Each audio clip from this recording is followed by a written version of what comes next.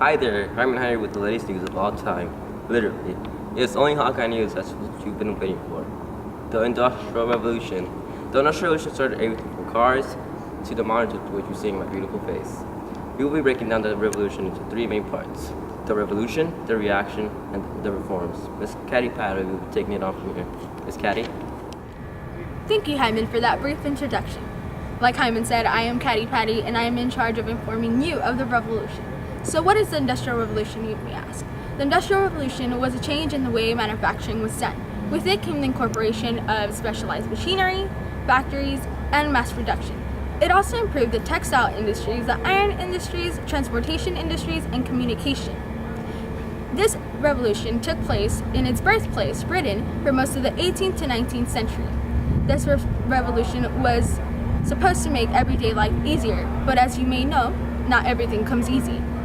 Yet this Industrial Revolution was the biggest and most significant of all the revolutions. For the Industrial Revolution, many of Britain's population lived in small rural communities. Many of them were farmers and provided themselves with everyday necessities. But with the incorporation of industrialization, the amount of goods being provided increased, as well as the standard of living for upper and middle classes. As for the poor classes, employment and living conditions were terrible.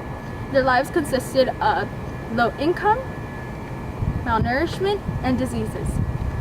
The improvement of textile industries, which allowed mass production and the standard of living from upper classes, also had its downsides, some being low wages for factory workers, horrible working conditions with no security, and child labor.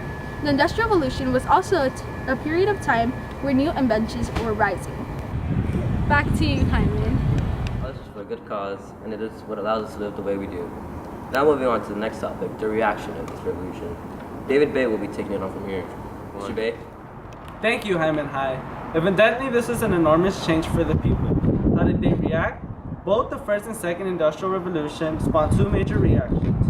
On the one hand, people dreamed about a utopic future without poverty and machines doing all the hard work for the people. On the other hand, many people were frightened by the destruction of their traditional societies, mass migrations to the cities, mass poverties, especially artists and people of the cultures were very sensible in that area. Several major trends in a history, such as Romanticism, were direct reactions to this. Because of the Industrial Revolution, British society changed thoroughly, rapidly, and permanently. Throughout the revolution, workers, owners, and the government responded differently to its negative effects. As we have seen in the early years of the Industrial Revolution, the government and the owners largely expected that the marketplace would magically self-correct the worst ills, but it rarely did. When the government finally did intervene, it did so usually on the aid of the owners in the name of the public safety and orders.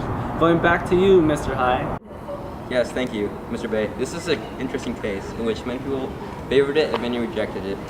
Furthermore, we still have one more case, the reforms of this revolution. Ms. Lou will be taking this on. Ms. Lou?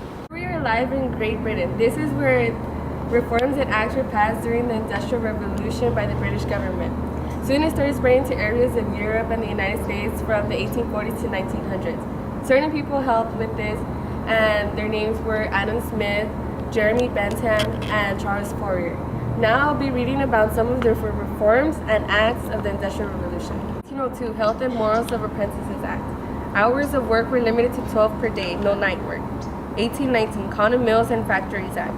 No children under 9 were to be employed. Children 9 to 16 years were limited to 12 hours work per day. 1831, another Factory Act. No night work for persons under the age of 21. 1833, Factory Act. Children under 13 years were to work no more than 9 hours per day and 40 hours per week. Under 18s were not to work nights. 1842, Mines Act. Women, girls, and boys under the age of 10 prohibited from underground work. 1844, Factory Act. Women and young persons 13 through 18 were to work no more than 12 hours per day. Children under 13 were to work no more than 6.5 hours per day. No children under 8 was to be employed. 1847, Factory Act. A 10-hour act. Women and young persons were to work no more than 12 hours per day. So these were some of the reforms and acts that were passed during the Industrial Revolution. Work hours were decreased, and children must receive an education of a minimum of 10 hours.